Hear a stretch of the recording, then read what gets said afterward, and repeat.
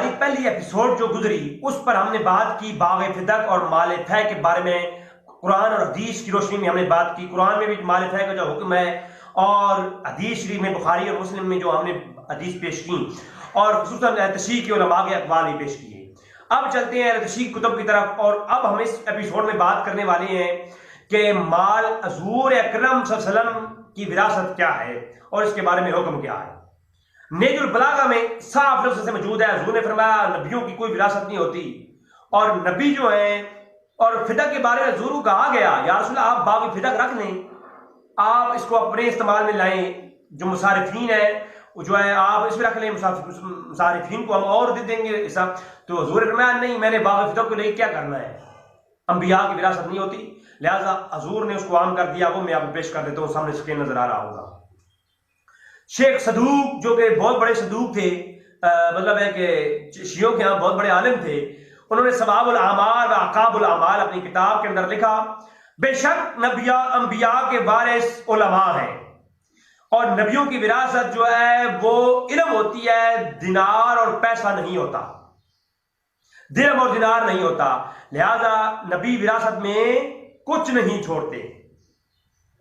ٹھیک ہے، معلوم ہوا کہ انبیاء کی وراثت نہیں ہوتی، شیعہ علماء بھی تسلیم کرتے ہیں۔ شیخ صدوق، آپ رقم رہیے گا، نام ایسا ہے شیخ صدوق، آپ نے اپنی کتاب من لا یضر فقیہ جلد نمبر 4 اور صفحہ 301 پہ لکھا، سکین آپ کو نظر آ رہا ہوگا، انبیاء کا ورثہ درہم اور دینار نہیں ہوتا، بلکہ ورثہ ان کا علم ہوتا ہے۔ بات سمجھ آئی؟ تو باغ فدق نبی کا وراثت کیسے ہو سکتا ہے؟ آگے چلتے ہیں، میں باغ فدق کے متعلق بات کروں گا، ابھی شیعہ کتابیں دکھا دیتا ہوں تاکہ عقیدہ مضبوط ہو جائے۔ ملا باقر مجلسی 600 کتب کا مصنف، شیعوں کے ہاں مستند عالم، بہار الانوار جلد نمبر 1 کتاب العلم 164 نمبر پیج، فرماتے ان العلماء وراثت الانبیاء، نبیوں کی وراثت علماء ہیں، اور ان الانبیاء لم یرثوا دینار و درہمها، کہ جو نبی ہیں ان کی وراثت درہم و دینار نہیں ہوتا، بلکہ وہ کیا چھوڑتے ہیں، ان کی وراثت علم ہوتا ہے۔ تو جو ہے شیعہ عالم بولا باقر مجلسی۔ اب آتے ہیں ذرا بخاری کی طرف۔ بخاری کتاب المغازی، کتاب المغازی غزوات کے بیان میں صفحہ 369، اور میرے پاس یہ ترجمہ ہے، تو یہ نبی والا کیونکہ شیعہ زیادہ پیش کرتے ہیں، میں نے صرف پیش کیا، یہ صفحہ جلد نمبر ہے 5، یہ طویل ترجمہ کیا گیا ہے مختصراً، اس لیے اس کے اندر بھی صاف روایت موجود ہے۔ میں پوری روایت آلریڈی پہلی ایپیسوڈ میں پڑھ چکا ہوں، مال فہ کے بیان میں یہ روایت مال فہ کے بیان میں ہے، لیکن اس سے میں وہ اپنی بات اس میں اخذ کرنے والا ہوں۔ اس میں موجود ہے کہ انبیاء اپنی وراثت میں کچھ نہیں چھوڑتے سوائے جو ہے علم کے، علم انبیاء کی وراثت ہے، وہ مال درہم و دینار نہیں چھوڑتے۔ اگلی ہم چلتے ہیں بخاری کی اگلی روایت، اسی روایت کا آخری حصہ میں بھی یہی بات ہے کہ حضور نے فرمایا ہماری وراثت جو ہے وہ کیا ہے، علم میں وراثت ہے۔ ٹھیک ہے، آگے چلیں تو اسی کتاب المغازی کی صفحہ 371 پر بخاری میں حضور نے فرمایا کہ ہمارا ترکہ تقسیم نہیں ہوتا، ہم جو جائیداد چھوڑتے ہیں انبیاء کی جائیداد تقسیم نہیں ہوتی، ہم جو کچھ چھوڑتے ہیں وہ صدقہ ہوتا ہے۔ تو یہ بات اسی بخاری کی روایت سے معلوم ہو گئی۔ آگے کتاب المغازی کی اسی غزوات کے بیان میں جلد نمبر 5 صفحہ 372 پہ موجود، حضور اکرم صلی اللہ علیہ وسلم فرمایا کہ ہمارا ترکہ تقسیم نہیں ہوتا، ہماری جائیداد تقسیم نہیں ہوتی، ہم جو کچھ چھوڑ کے جاتے ہیں وہ صدقہ اور خیرات ہوتی ہے۔ تو آگے اسی پر جو ہے ابو بکر صدیق رضی اللہ تعالیٰ عنہ کے متعلق روایت موجود ہے کہ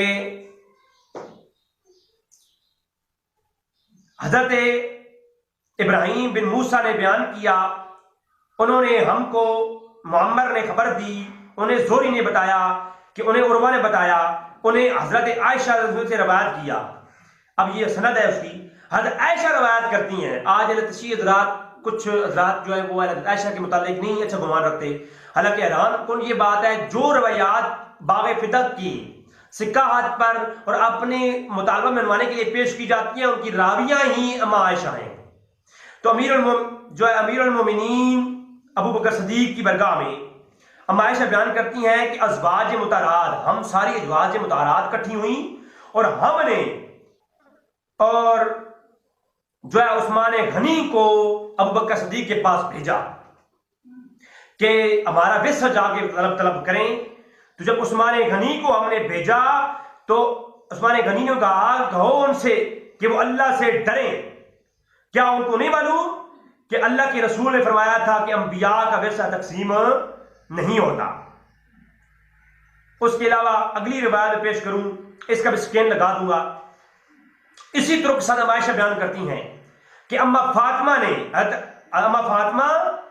اور حضرت عباس رضی اللہ تعالیٰ عنہ دونوں ابو بکر صدیق کی برگاہ میں گئے اور ان کی برگاہ میں کہا کہ علیہ السلام کی زمین جو فدق میں تھی اور جو خیبر میں آپ کو حصہ ملا تھا، اس میں سے ہم اپنا ورثہ مطالبہ کرتے ہیں، اپنی وراثت کا مطالبہ کرتے ہیں۔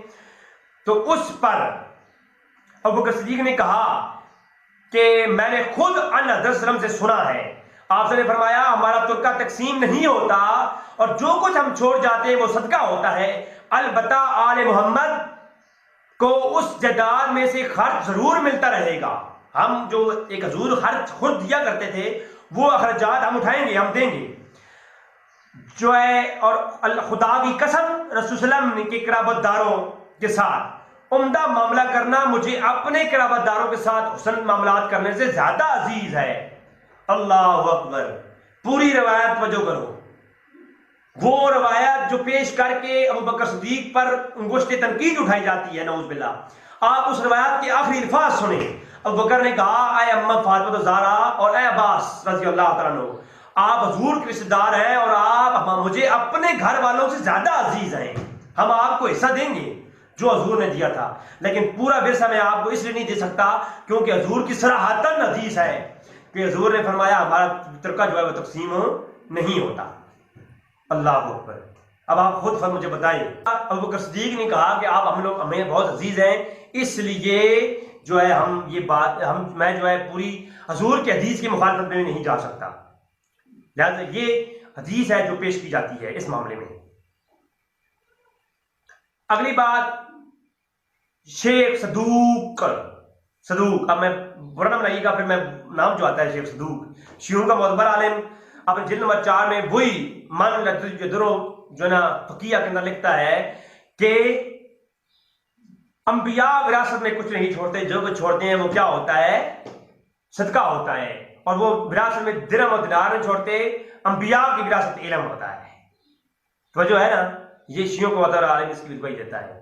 الشافی، شیعوں کی معتبر کتاب، اور اس کے اندر کتاب الحجت کا باب، الشافی اصول کافی کے، آپ خود سمجھ سکتے ہیں کہ ہماری بخاری اور مسلم کے پائے کی کتابوں کے مقابلے میں وہ کتابیں شیعوں کی، اس میں امام جعفر صادق کہتے ہیں رسول صلی اللہ علیہ وسلم کا ترکہ کوئی بھی نہیں چھوڑا، جو ہے حتیٰ کہ امام جعفر صادق بیان کرتے ہیں حضور کی ایک تلوار اور ایک زرہ اور ایک جو ہے نا اس طرح کی 2-4 چیزیں پیش کی کہ وہ حضور نے وراثت میں چھوڑی، امام جعفر صادق کہتے ہیں۔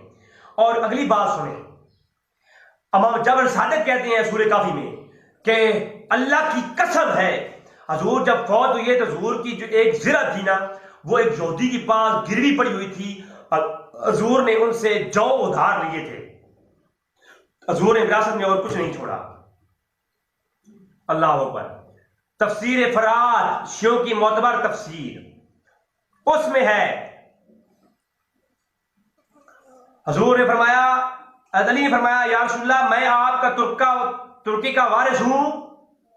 فرمایا انبیاء نے کون سی چیز میراث چھوڑی ہے؟ عرض کی آپ سے پہلے انبیاء نے چیزیں میراث میں پائیں؟ فرمایا نہیں، کتاب اللہ اور نبی کی سنت، فقط یہ نبیوں کو وراثت میں ملی ہے، ایک نبی کی وراثت دوسرے نبی کے لیے یہ ہوا کرتی تھی، اس کے علاوہ اے علی انبیاء وراثت میں کچھ نہیں چھوڑتے، درہم و دینار نہیں چھوڑے۔ تفسیر فرات شیعوں کی معتبر کتاب۔ تو لہذا میں بھی یہی کہنا چاہتا ہوں کہ بخاری کے اندر موجود کہ جو ہے نا امیر المومنین نے کہا کہ انبیاء کی وراثت میں کچھ درہم اور دینار نہیں ہوا کرتے، بخاری نے انہوں نے بتا دیا مختلف جگہوں پر. اور یہ بھی ابو بکر صدیق کا قول ثابت ہو گیا کہ ابو بکر نے فرمایا کہ مجھے اپنے گھر والوں سے زیادہ حضور کے گھر والے پیارے ہیں. اور شافی کتاب الشافی شیعوں کے عام معتبر کتاب، اس کے اندر اصول کافی کی جو ہے نا شرح بھی آپ جو دیکھ رہے ہیں اس کے اندر موجود. تو اصول کافی یا شافی کے اندر موجود علماء کے وارث، علماء وارث ہیں انبیاء کے، اور انبیاء علم چھوڑتے ہیں ورثہ میں، اس کے علاوہ درہم اور دینار نہیں چھوڑتے. صحیح روایت شیعوں کی معتبر کتاب میں موجود ہے. اور صحیح بخاری کے اندر ایک اور روایت بھی موجود، حضرت ابو ہریرہ روایت کرتے ہیں کہ حضور نے فرمایا میرے وارث میرے بعد دینار میں نہ بنٹیں، میرا ترکہ تقسیم نہ کریں، میں جو چھوڑ جاؤں گا اس میں میرے عاملوں کی تنخواہ اور میرے بیویوں کا خرچ نکال کر باقی سب صدقہ ہے. اب خود آپ حساب لگا رہے ہیں، ایک اور طرف سے نبی نہیں روایت. تو لہذا ناظرین اس ایپیسوڈ میں ہم نے بتا دیا کہ اس میں معلوم ہوا کہ انبیاء وراثت میں کچھ نہیں چھوڑتے. باغ فتح تو دور کی بات ہے، حتیٰ کہ جب حضور نے وفات پائی اس وقت حضور کی زرہ شیعہ کی کتاب کے مطابق ایک یہودی کے پاس گروی پڑی ہوئی تھی ایک زرہ، اور اس وقت حضور کے وہاں وہ زرہ گروی پڑی ہوئی تھی، اور حضور اکرم صلی اللہ علیہ وسلم نے جو لیے تھے اس یہودی سے اور زرہ رکھوا دی تھی. تو باغ فتح کہاں چھوڑا آپ نے؟ نعوذ باللہ من ذالک. تو اس طرح یہ وراثت نہیں ہے. آگے اب اگلی ہم طرف چلتے ہیں کہ اما فاطمہ نے باغ فتح طلب کیا اور ابو بکر عمر کا اس میں کردار کیا ہے، اگلی ایپیسوڈ ہم اس پہ بیان کریں گے.